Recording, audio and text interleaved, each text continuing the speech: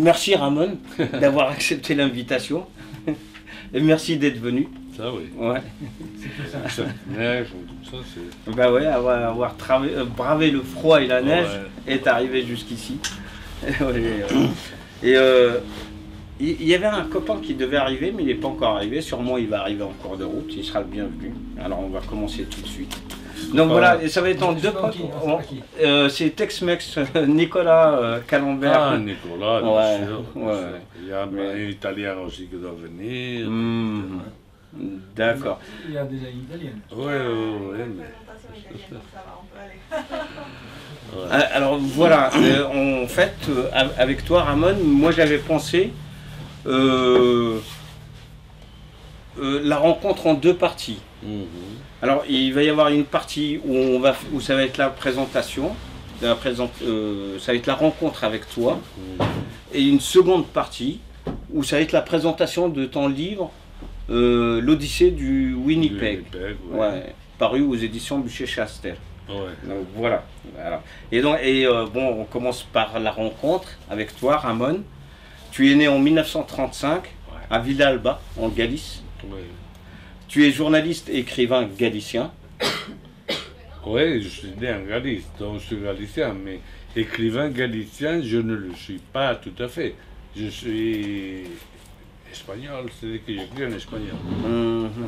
Je sais écrire en galicien, mais enfin, je ne l'ai pas fait, je ne milite pas, parce qu'il y a un mouvement indépendantiste et tout ça, que je apprécie les gens, etc. Mais je ne suis pas séparatiste.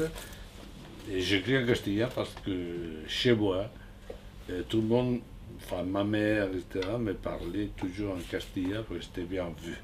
Hein? J'ai beaucoup regretté, j'aurais préféré qu'elle me parle en galicien, parce que... Mais j'ai appris les galiciens comme ça dans la rue avec les amis, etc.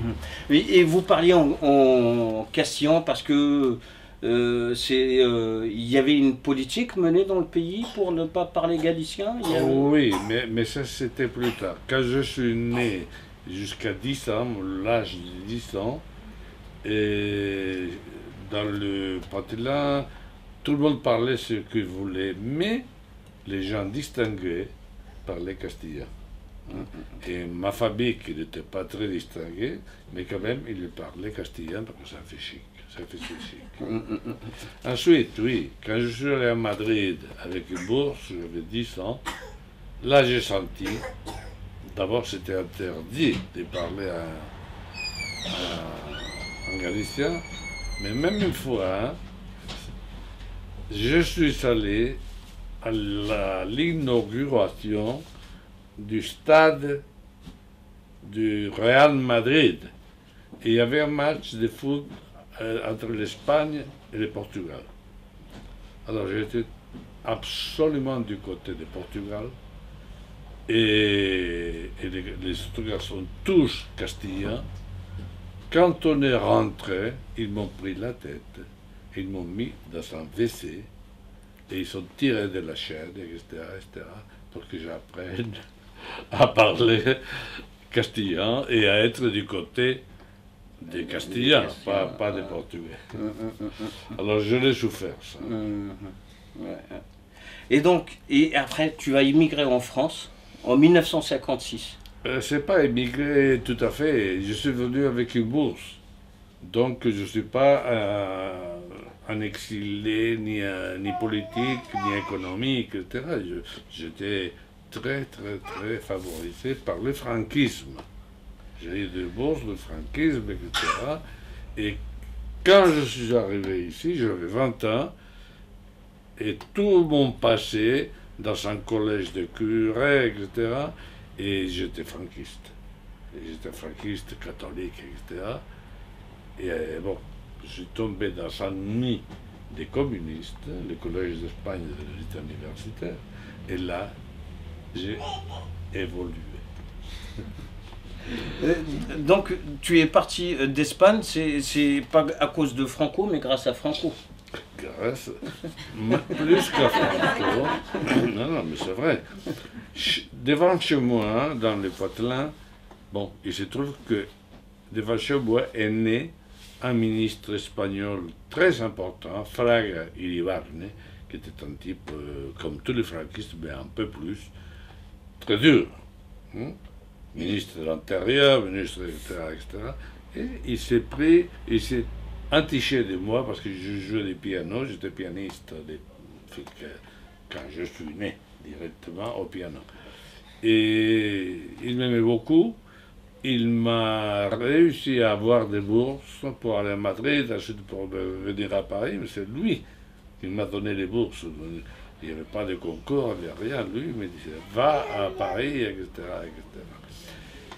Même ici à Paris, quand il m'a dit, tu vas avec une bourse, et je viens au Collège d'Espagne, c'était l'endroit où je devais y être, et au bout d'un mois, il me passe la facture. Et je dis, écoutez, non, parce que j'ai une bourse. Ah non, excusez-moi, ici, vous n'avez pas de bourse. Et j'ai écrit à Fraga. Il a répondu immédiatement en s'excusant, en disant, je regrette beaucoup, et je donne l'ordre immédiatement pour qu'on vous passe une des bourses qui sont destinées au Collège d'Espagne. C'est-à-dire, quelqu'un est resté sans bourse. Pour moi, c'est pour que j'en profite. Je n'ai jamais voulu le savoir qui ça a été. Mais c'était comme ça. Tout ça, je ne pouvais pas le raconter parce que... Bon. Ensuite, tout le monde savait au Collège d'Espagne mes rapports avec Fraga.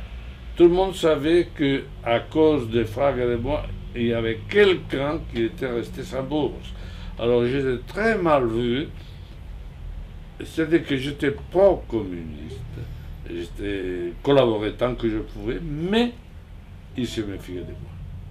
Il se méfiait de moi, et ça, à Franco, je lui dois d'abord de venir ici, et ensuite de ne pas rentrer au Parti communiste. Parce que quand il se méfiait de moi, et jamais invité à une cellule, et j'aurais bien voulu, parce que bon, j'étais très avec eux. Mais après, bon, je suis très content de ne pas avoir milité nulle part. Et donc tu es arrivé à Paris pour étudier le piano.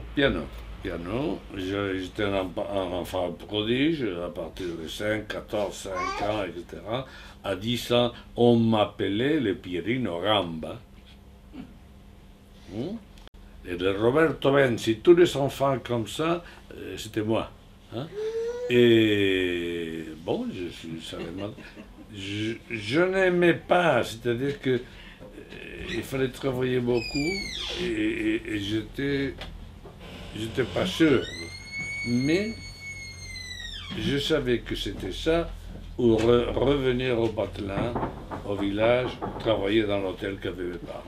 Donc j'ai réussi à tromper tout le monde, hein, et voilà. Mais voici. Et comment se fait-il que cette vocation de pianiste n'a pas pris forme parce qu'en fin de compte, tu es devenu journaliste, tu as été rédacteur en chef au service Amérique latine de Radio France Internationale. Et donc ça veut dire que tu as dû arrêter le piano. Oui, à 24 ans, je l'ai tombé parce que je trouvais une annonce dans le Figaro que je ne lisais pas. Hein. C'est quelqu'un qui me dit, ah bon, il y a une annonce. D'ailleurs, c'était le directeur du collège qui m'a dit, il y a une annonce, il demande quelqu'un qui sache espagnol, portugais et musique pour Radio France, pour illustrer les émissions, les émissions pour l'Amérique latine, chercher les musiques qui doivent, les Berlioz, etc., etc. Et voilà, c'est grâce à ça que parce que j'avais donné des cours d'espagnol, j'ai donné des cours de piano, même de russe. J'avais appris le russe un peu avec la méthode assimile, parce que j'avais beaucoup de sympathie pour l'Union soviétique. pour les écrivains. Je voulais lire du Tchekhov directement Dans le texte. dans le texte. Et quoi? Pourquoi je te racontais ça? Et en fait, toi, comment tu es arrivé à Oui, RFI? Ouais, c'est ça. non, ouais, Ça, c'est, donc j'ai pris cette opportunité. Je me suis présenté. Évidemment, je ne parle pas portugais, mais je parle galicien, qui est, oui, à peu près comme le catalan et le français, etc. Et bon, castillan, oui, je le parlais. Galicien et galicien, et musique, je savais beaucoup. Ils m'ont pris pour ces émissions, et assez vite, ils m'ont donné un contrat. Et après, moi, ma vie relève de la picaresque. J'ai eu une chance folle, et je n'ai pas eu de scrupules pour assumer la chance que chaque fois qu'il s'est présenté à moi, et j'étais à la radio, et j'étais de gauche, et un jour, ils font le nettoyage, et ils foutent la moitié à la porte, et moi, ils ont découvert dans mon dossier, il y avait une lettre qui disait Ramon Chao est ami du ministre espagnol, et ils m'ont récupéré immédiatement. Tu vois. Et c'est encore grâce Oui, à ce oui. ministre. Et en fin de compte, il va y avoir une ascension et tu vas finir rédacteur en chef Oui. au service Amérique latine. Ouais. Parce que là, j'ai su m'entourer. J'ai pris 2 adjoints formidables. Et bon, là, ils ont fait tout le boulot de la radio et je pouvais me consacrer à écrire.